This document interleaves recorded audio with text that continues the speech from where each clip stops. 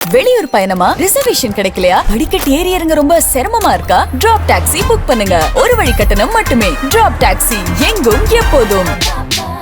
சில நாடுகள் மத்தியஸ்தம் செய்தது குறித்து தங்களிடம் பேசுவதற்காகவும் போரை தொடங்கிய அமெரிக்கா மற்றும் இஸ்ரேலிடம் தான் அவர்கள் பேச வேண்டும் என்றும் ஈரான் அதிபர் மசூத் பெசஸ்கின் கூறியுள்ளார்.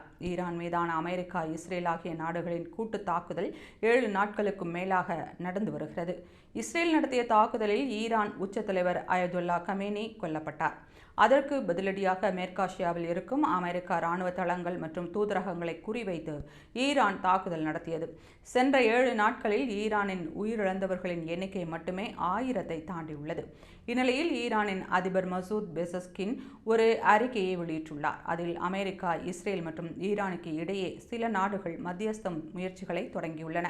மேற்காசிய பிராந்தியத்தில் அமைதியை நிலைநிறுத்த ஈரான் உறுதியெடுத்துள்ளது. ஆனால் ஈரானின் இறையாண்மை மற்றும் கண்ணியத்தை பாதுகாக்க அதன் ஆட்சியாளர்கள் ஒருபோதும் தயங்க மாட்டார்கள். எனவே ஈரான் மக்களை குறைத்து மதிப்பிட்டவர்களையும் அந்த போரை தொடங்கியவர்கள் மீதுதான் மத்தியஸ்தம் செய்ய விரும்பும் நாடுகள் கவனம் செலுத்த வேண்டும் என்று அறிக்கையில் மசூத் பெசஸ்கின் கூறியுள்ளார்.